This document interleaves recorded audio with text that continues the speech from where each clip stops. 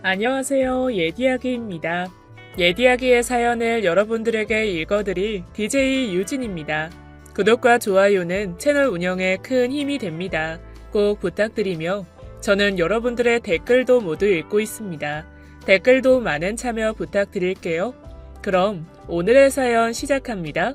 저는 대구에서 남편과 작은 사업을 꾸리고 있는 평범한 주부입니다.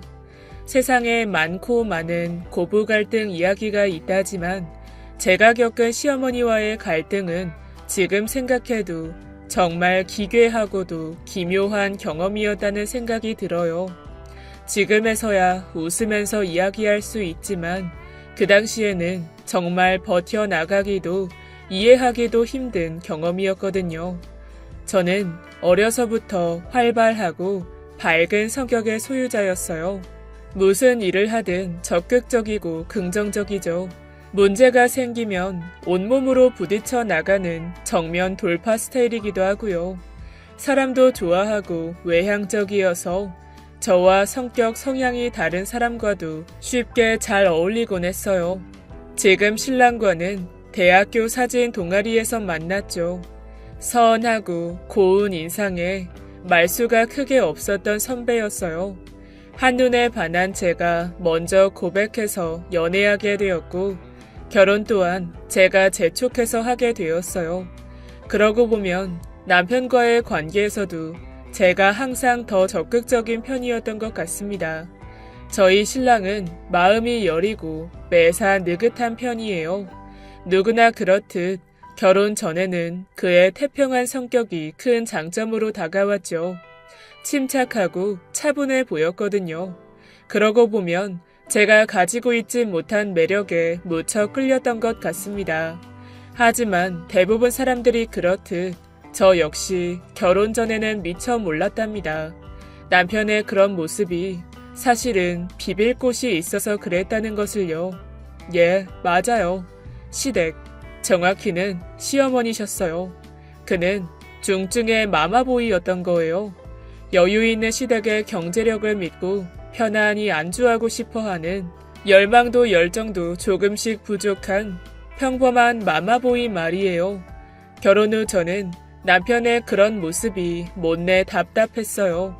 시어머니는 경제적인 뒷받침을 해주신다는 핑계로 조금씩 저의 삶에 압력을 가해오기 시작하셨거든요. 처음에는 너무 작고 사소해서 눈치채지 못했어요. 예를 들면 반찬을 해서 가져다 주신다던가 냉장고를 열어보시고 자신의 방식대로 정리를 해두신다던가 하는 것들요. 살림이 서툰 제 입장에선 감사하기도 하고 친엄마 같다며 좋게 생각하고 받아들여 넘겼던 것 같아요. 나중에는 저에게 약속을 잡거나 기다리게 하는 부담을 주기 싫으시다는 핑계로 현관문 비밀번호를 알려달라고 부탁하셨어요. 생각 없이 남편이 전해드린 비밀번호로 시어머니는 더욱 자유롭게 저희 집 출입을 하시기 시작하셨어요. 결혼 후 3년, 시간이 갈수록 어머니의 간섭은 심해지셨어요. 집에 들어오셔서 자신이 원하는 대로 가구를 옮기시고 화분을 사오시고 커튼 색을 바꾸셨죠. 물론 제 허락은 받지 않고요. 마치 우리 집이 본인의 영역이라도 되는 것처럼 제겐 아무런 상의도 하지 않으셨어요. 전 점점 신경이 쓰이기 시작했죠. 하지만 앞서 말했듯 저는 성격이 긍정적으로 밝은 편이라 어떻게 해서든 이 상황을 대화로 좋게 해결해 보고 싶었어요. 밖으로는 남편의 경제적인 독립을 도우면서 안으로는 시어머니께 지나친 간섭이 조금은 불편하다고 말씀드리면 될 거라고 생각했죠. 대화가 통하지 않는 분은 아닐 거라는 믿음이 있어서 크게 걱정은 하지 않았어요. 우선 아버님의 회사에서 출퇴근하는 남편을 붙잡고 작게라도 사업을 해보자고 제안했어요. 남편은 굳이 그래야 되냐며 시큰둥하게 반응했지만 크게 거부하지는 않았기에 시간을 들여 천천히 마음을 돌리면 될 거라고 생각을 했죠. 그 다음 문제는 시어머니였어요. 아니나 다를까 어머니는 주말이 지나자 어김없이 벨을 누르고 현관문 앞에 서 계셨어요. 전 숨을 크게 한번 내쉬고 어머니를 맞이했죠. 어머니는 한아름 향초 한 상자를 가지고 앉고 계셨어요. 이 향초가 벌레 퇴치에도 좋고 스트레스도 완화시킨댄다. 어머니는 숨 돌릴 새도 없이 안방에 들어가셨어요. 여기저기 둘러보시고는 침대 옆으로 향초 자리를 정하시고 정리해 놓으시느라 오자마자 무척 분주하셨죠. 아가, 꼭 자기 전에 이 향을 피우고 자야 된다. 알겠지? 네? 네. 전 정리가 끝난 후 어머니와 다과를 할 때 조심스럽게 말을 꺼냈습니다. 어머니, 왜 그러니? 제 말 오해하지 말고 들어주세요. 저기 어머니의 사랑과 관심이 너무 감사한데요. 사실은 조금 불편할 때가 있어요. 이제는 독립해서 가정을 이루며 살아가는 저희를 믿고 맡겨주셨으면 해요. 너 그게 무슨 말이니?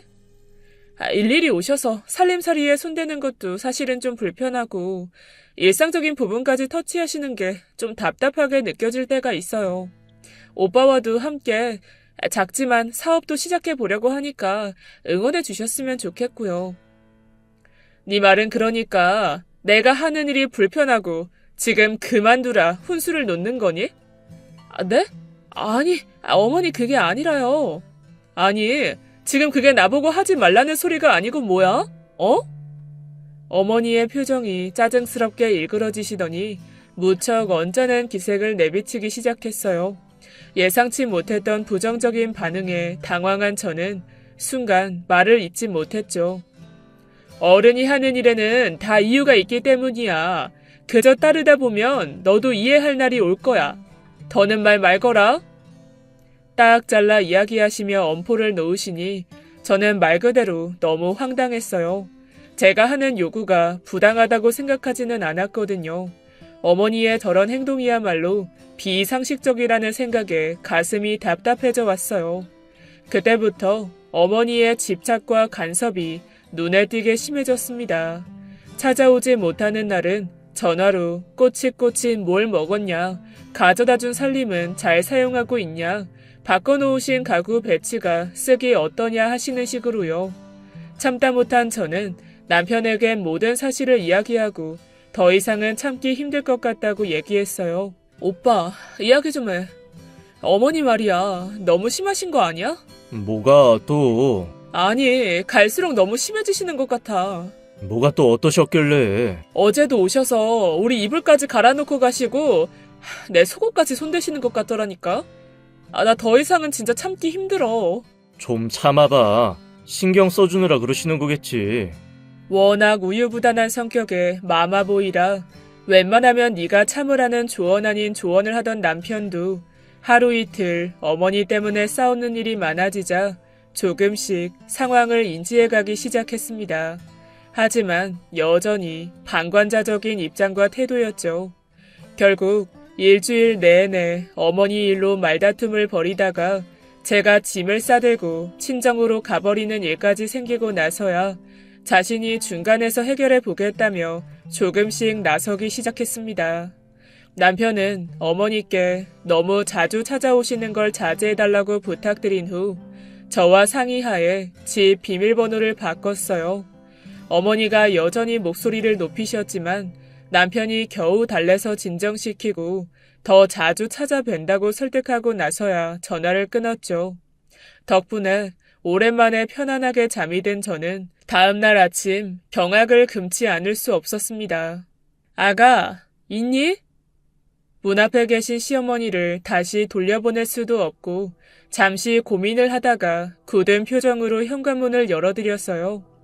시어머니는 나긋한 표정으로 말없이 들어오시더니 저에게 진지하게 할 말이 있으시다고 하셨습니다. 그리고 나서 제게 하시는 말씀은 다시 들어도 정말 어이가 없을 정도로 어처구니가 없었죠.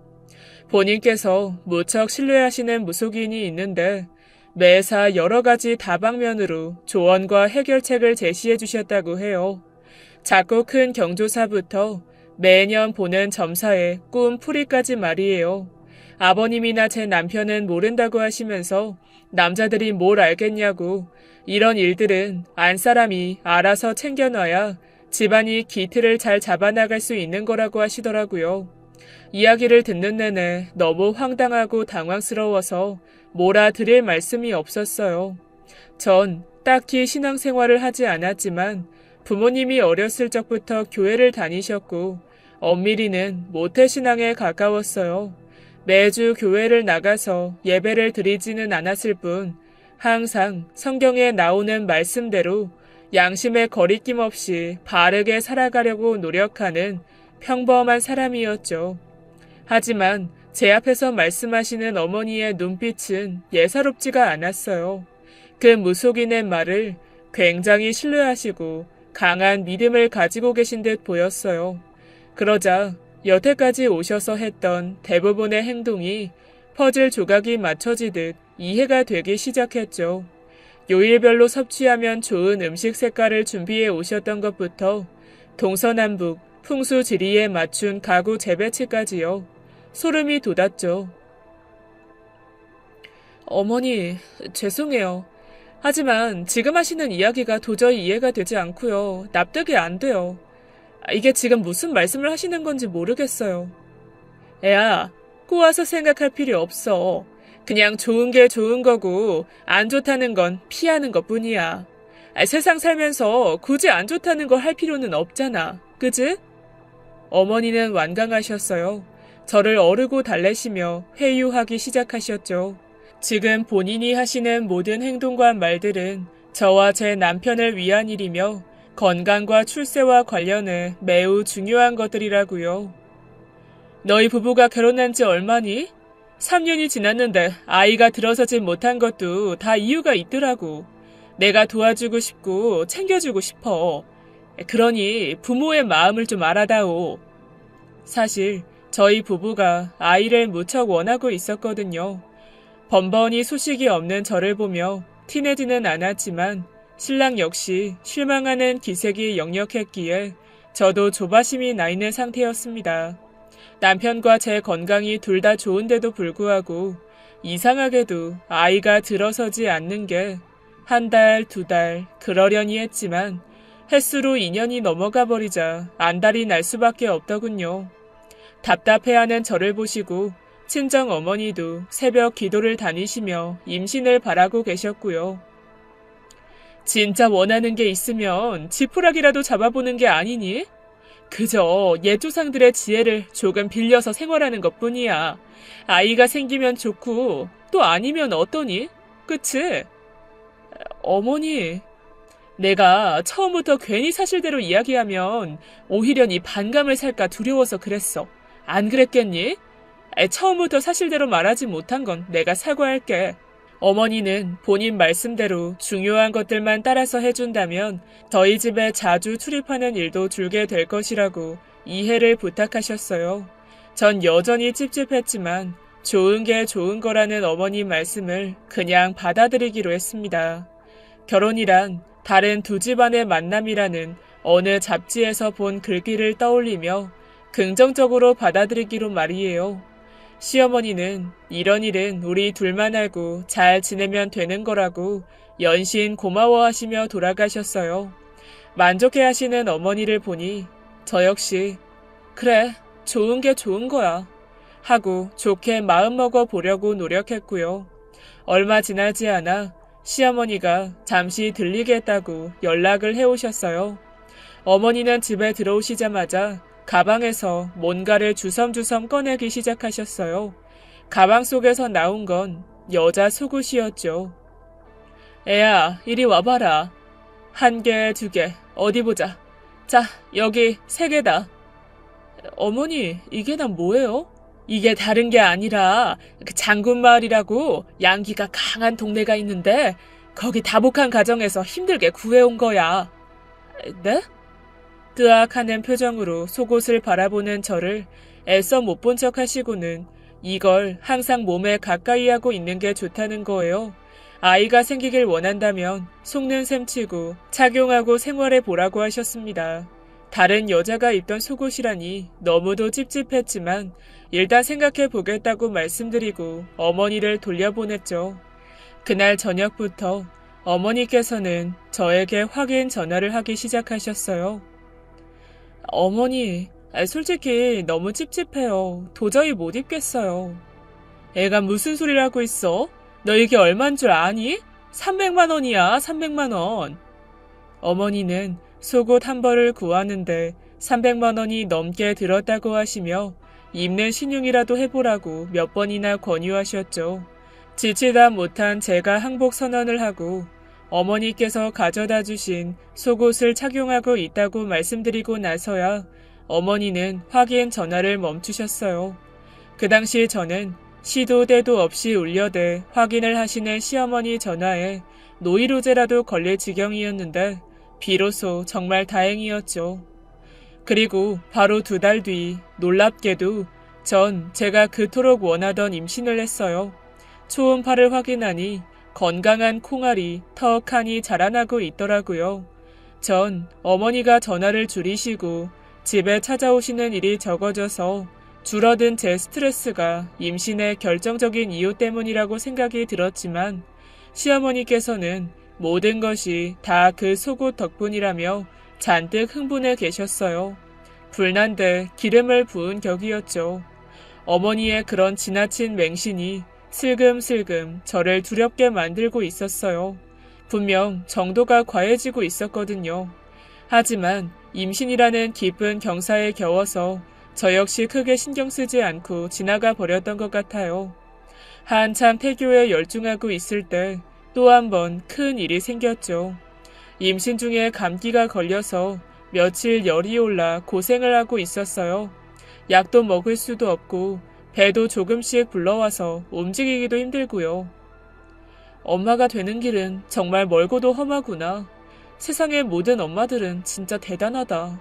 새삼 온몸으로 느껴지더라고요.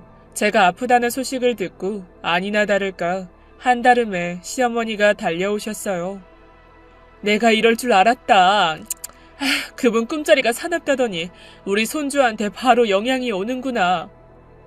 2주 전에 어머니랑 연락하는 무속인이 전화를 걸어와서는 어머니 대간에 비가 주룩주룩 내리는 꿈을 꾸었다고 해요. 조만간 안 좋은 일이 있을 것이라 예견을 했다면서 말을 전달하는 내내 잔뜩 흥분해 계셨어요. 임산부가 열감기에 걸린 일이 무슨 안 좋은 일이겠냐며 별거 아니라고 치부하려는 저를 가뿐히 무시하시고는 들어가서 쉬라고 말을 끊으셨습니다. 곧이어 어머니는 부엌에서 분주하게 전복죽을 끓이셨죠. 이번에는 또 무슨 말도 안 되는 행동을 하시려나 불신하고 있었던 저는 어머니가 정성껏 제 식사를 준비하시는 모습에 미안한 마음이 밀려왔습니다. 그래, 내가 편견을 가지고 어머니를 바라보고 있는 건지도 몰라. 그런데 가만히 볼수록 어머니의 행동이 조금 이상했어요. 배가 아프신 건지 요리를 하시는 내내 화장실을 들락날락 하셨습니다. 어디 아프시냐고 걱정이 되어 물었는데 돌아오는 대답이 가관이었어요. 화장실이란 자고로 집에서 정화의 역할을 하는 곳이란다.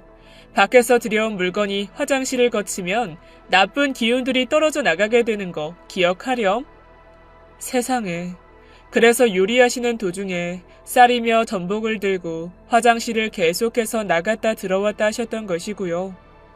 임신 도중에는 더욱 행동을 조심해서 나쁠 게 없어. 앞으로 밖에서 나갔다 집으로 들어왔을 때에는 손도 씻을 겸 꼭 화장실을 들어가도록 하고 가구나 음식도 외부에서 집 안으로 들어오는 게 있으면 꼭 화장실에 한번 들리는 거 잊지 마. 뿐만이 아니었어요.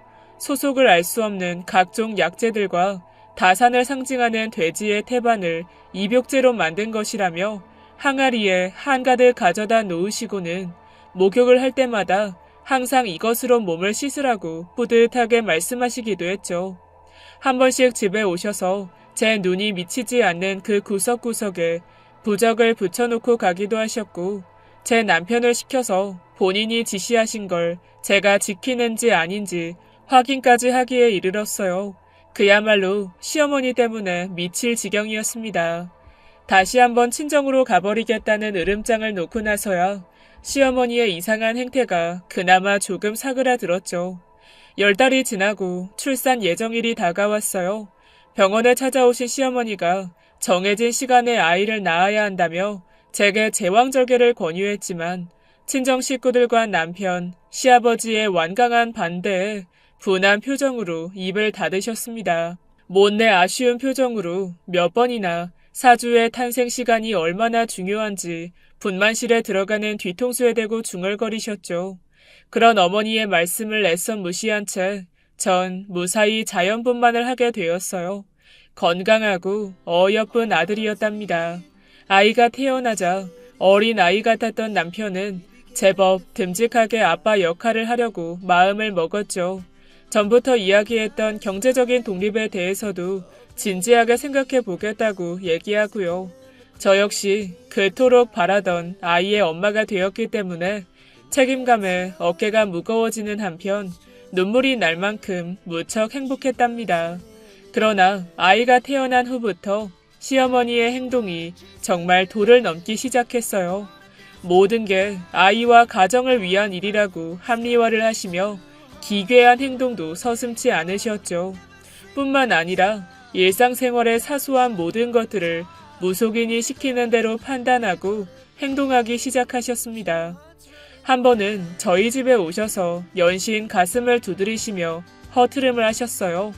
점심에 먹었던 스파게티가 체한 것 같다고 몇 번 말씀하시더니 소화제를 찾아오던 저를 향해 손을 내저으셨어요. 어머니, 속 많이 답답하세요? 괜찮으세요? 약 좀 드세요. 아니야, 됐고. 애야, 식칼 좀 가져와봐. 식칼이요?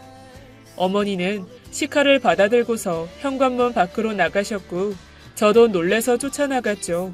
시어머니는 식칼을 현관문 앞 바닥에 몇 번씩 직선으로 그으시더니 그 자리에 칼을 내려놓고 수십 회 내려놓은 식칼을 뛰어넘으셨어요. 10분 가까이 반복하시고 나서야 이제 속이 좀 편해지는 것 같다며 안도하셨습니다. 기가 막혔죠. 또 한 번은 전국적으로 메르스가 유행할 때쯤이었어요. 집안 곳곳을 정화하고 보호해야 한다며 본인이 입고 계시던 속옷을 벗어서 싱크대로 가지고 가셨어요. 식용유를 뿌려 속옷을 태우시고는 그 젤을 물에 섞어서 현관문과 창문 곳곳을 닦으셨어요. 상식을 벗어나도 한참 벗어난 행동들이었죠. 이 상태로라면 위험할 수도 있겠다는 불안감이 들었습니다. 상황이 심각한 것 같아서 시아버지께도 상의드리고 어머니를 말려야 할 것 같다며 가족 회의도 해보았지만 어머니께는 아무 말도 통하지가 않았어요. 오히려 저희들이 설득하는 말과 일들이 가정의 평화와 안위를 위협하는 나쁜 영들이 부추겨서 생기는 생각들이라며 본인이 하시는 일에 신경을 끄라고 막무가내셨습니다. 그 즈음에 저희 신랑과 제가 작은 사업을 하나 시작하게 되었어요. 작은 규모의 요식 사업이었는데 처음이라 그런지 실수도 많고 하나부터 10까지 어설펐다는 게 맞는 말인 것 같습니다. 하지만 우리 부부의 힘으로 무언가 시작해보고 있다는 자체가 뿌듯함이 생기고 조금씩 일에 익숙해지는 과정이라 생각하니 힘들거나 지치진 않았어요. 그러나 여유가 있으셨던 시부모님, 아니 시어머니의 입장에서는 조금 다르셨나 봐요. 본인 아들이 편안한 아버지의 사업을 물려받지 않고 고생하는 모습이 안쓰럽기도 하셨던 것 같고 처음이라 겪게 되는 시행착오들을 안 좋게 받아들이시는 것 같더라고요. 저 역시 그런 어머니를 보면서 이번에는 또 무슨 일을 하시려고 그러나 불안함에 잠도 잘 이룰 수 없었죠. 아니나 다를까 어느 날 시어머니께서 소형 스피커 하나를 가게로 들고 오셨어요. 아가, 이거 받아라. 이게 뭐예요? 일단 틀어봐. 앞으로 가게 열고 닫을 때까지 항상 틀어놔야 돼. 노래예요, 어머니? 그게 너희 식구들 사주와 이름에 오행 중 금이 부족해. 그러게 내가 아이를 시간 맞춰 나자고 하지 않았니? 어찌됐든 그래서 내가 새로 이름을 지어왔어. 이름을 새로 지어오셨다고요? 너 왜 맨날 그렇게 한 번에 알아듣질 못하고 되물어? 그러니까 이제 와서 식구들 이름을 다 바꿀 수도 없고 본래 이름이라는 게 불러주는데 더 큰 의미가 있는 거라더라. 일단 틀면 알어.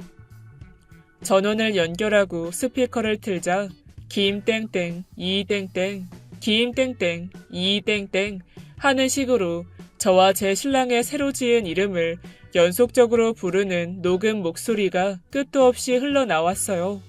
어머니와 연락하시는 무속인이 새로 지은 이름을 부르는 목소리를 녹음해 보낸 것이었죠. 놀란 제가 스피커를 끄려고 하자 성을 내시면서 이렇게 해야 돈이 들어오지, 안 그러면 그대로 말아먹게 된다며 역정을 내셨습니다. 신랑도 기가 막혀서 그런 어머니께 한마디 어찌하지 못하고 당황해했고요. 결국 본인이 원하시는 대로 이상한 녹음 소리를 종이에 켜두겠다는 약속을 받아내고 나서야 집으로 발걸음을 돌리셨습니다. 저와 나머지 식구들은 그런 어머니가 점점 더 많이 무서워지기 시작했어요. 회사 일을 돌보시는 아버님이 하루 종일 어머니 옆에 붙어서 감시할 수도 없는 노릇이었고, 저희 부부도 사업을 시작했기에 할 수 있는 일에 한계가 있었죠. 무엇보다 어머니의 이런 행동들이 우리 아이에게 안 좋은 영향으로 다가올까봐 걱정이 많이 되었어요. 아들을 지키기 위해서라도 어머니의 저런 이상한 행동들을 하루빨리 막아야 한다는 생각이 강하게 맴돌았죠. 몇 번이나 화를 내고 부탁드리고를 반복했어요. 하지만 그러면 그럴수록 어머니는 더욱더 집착적으로 무당과 무속신앙에 빠져들고 계신 것 같았습니다. 그리고 또 하나 이상한 일은 어머니의 눈빛이 어느샌가 섬뜩할 정도로 낯설게 느껴질 때가 많아졌다는 거예요. 멍하게 무언가 생각하시는 일도 잦아지고 문득 벽에 서서 저를 노려보시는 일도 그렇고요. 전 친정 엄마께 이 모든 상황을 설명드리게 되었어요.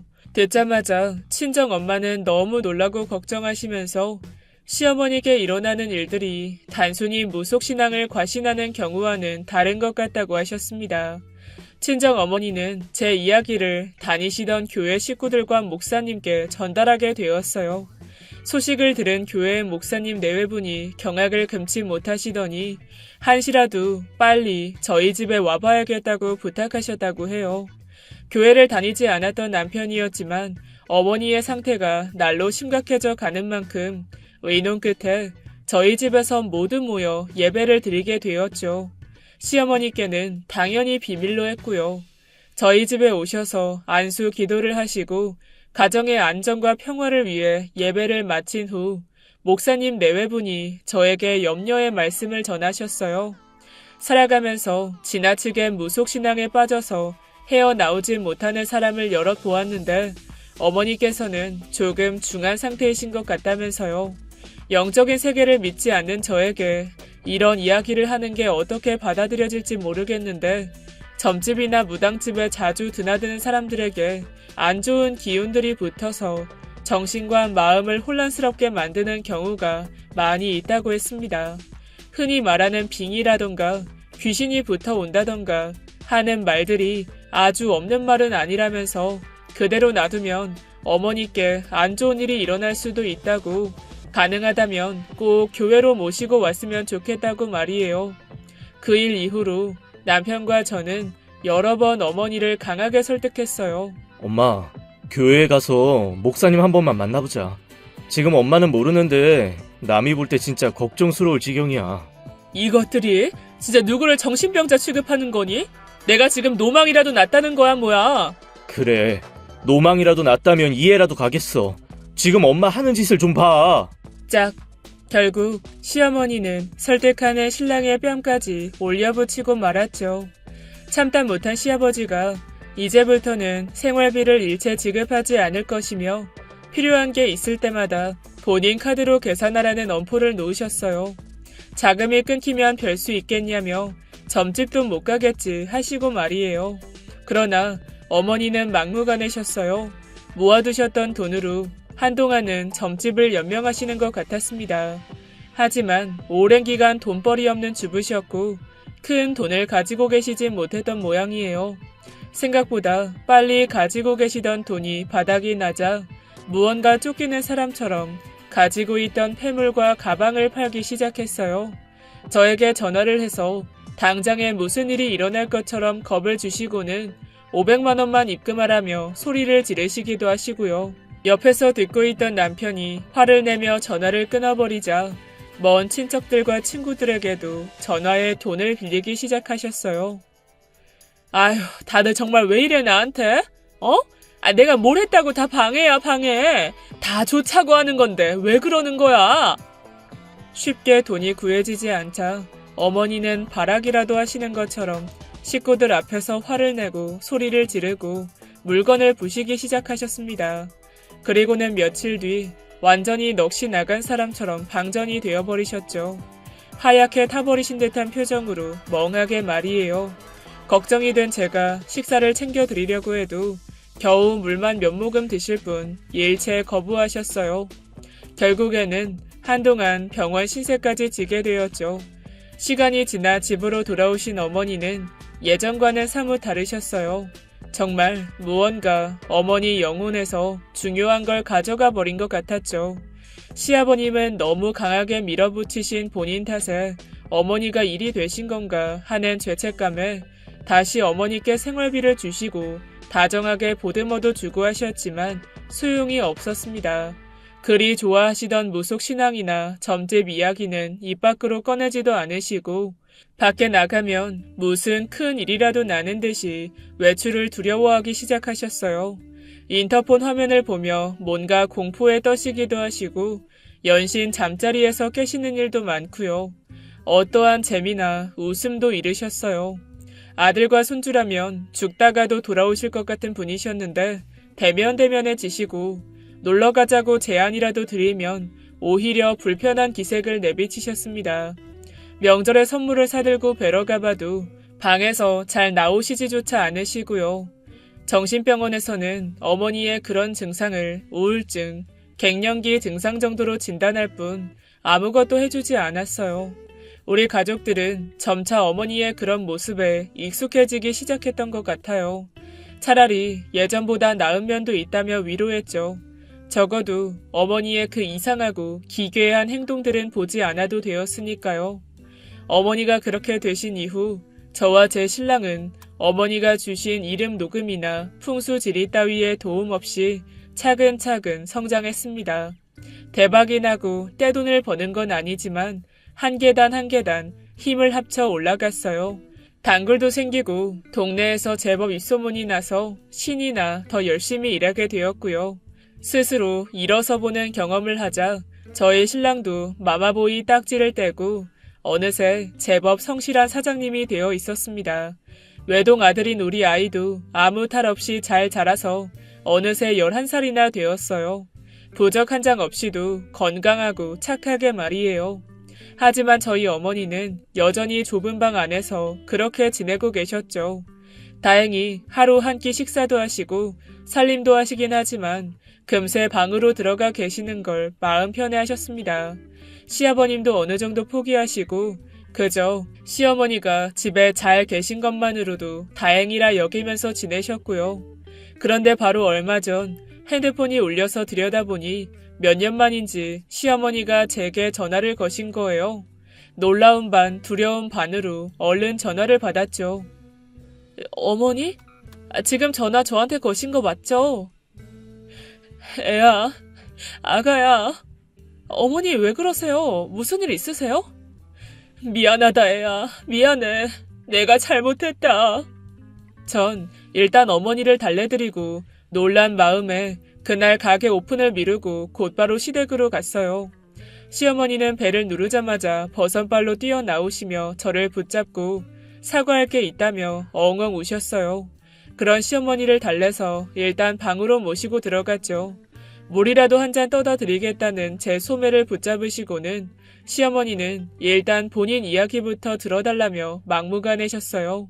심호흡을 몇 번 하시고 제게 전하시는 어머니의 말을 정말 믿을 수가 없었어요. 그러니까 10년 전 저희 부부가 사업을 시작할 때쯤 시어머니는 제가 무척 미우셨다고 해요.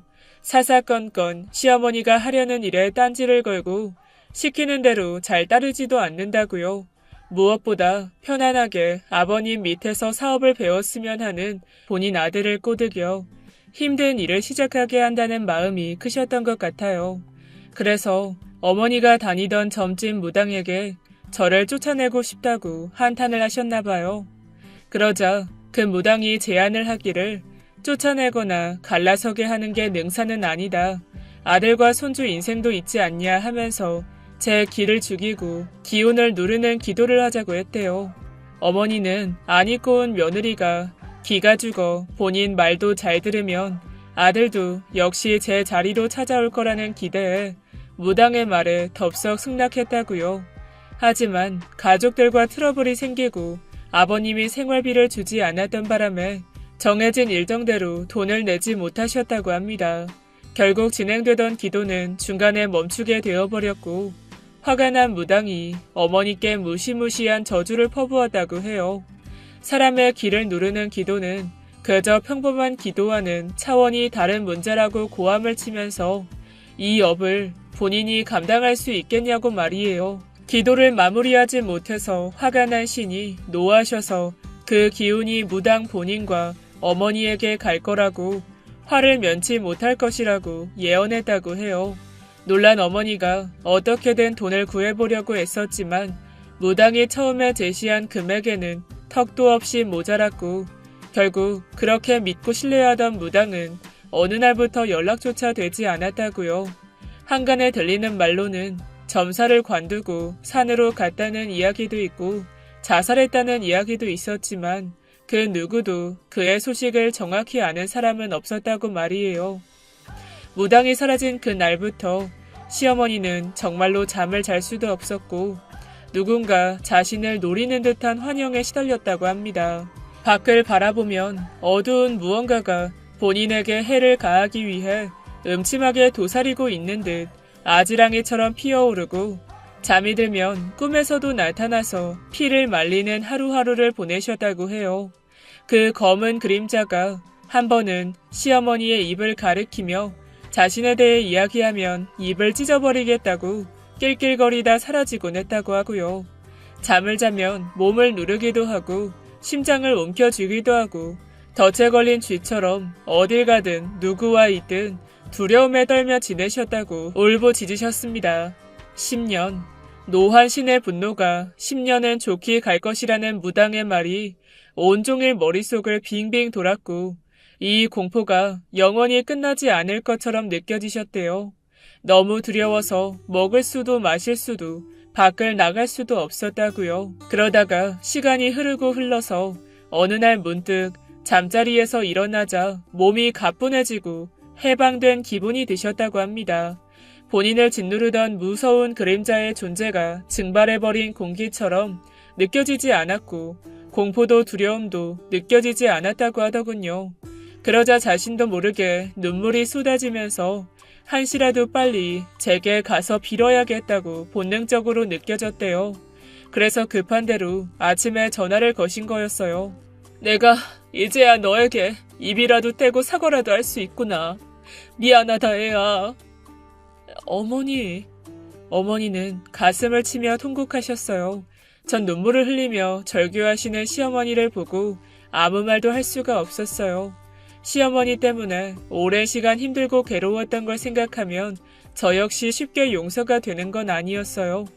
하지만 미안하다며 두 손을 모아 비시는 시어머니를 바라보다 그냥 꼭 안아드렸습니다.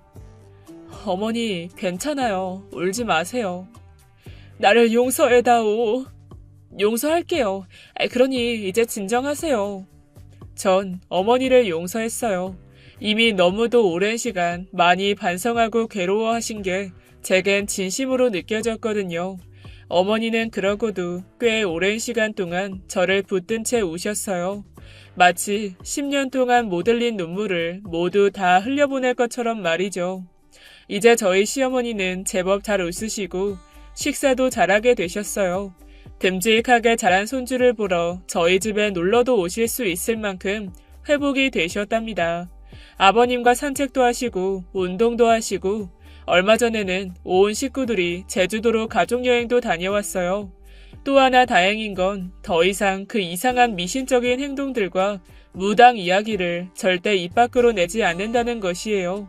시간이 오래 걸리기는 하였지만 이제 저희 가족은 평범하게 돌아와 남들처럼 소소하게 행복함을 느끼며 살고 있습니다. 하지만 지금까지도 저는 많은 의문이 들어요. 어머니가 겪으셨던 그 이상한 현상은 정말로 무엇 때문이었을까요? 하루 이틀도 아니고 10년, 그 오랜 시간 동안 시어머니를 두려움에 떨게 만들었던 그 공포의 경험이 단순한 우울증 증상 때문이었는지 아니면 정말로 무당의 저주 때문이었는지 말이에요. 제 이야기는 여기까지입니다. 지금까지 옛이야기였습니다. 끝까지 함께 해주신 여러분 진심으로 감사드리며 전 내일 이 시간 다시 돌아올게요. 감사합니다.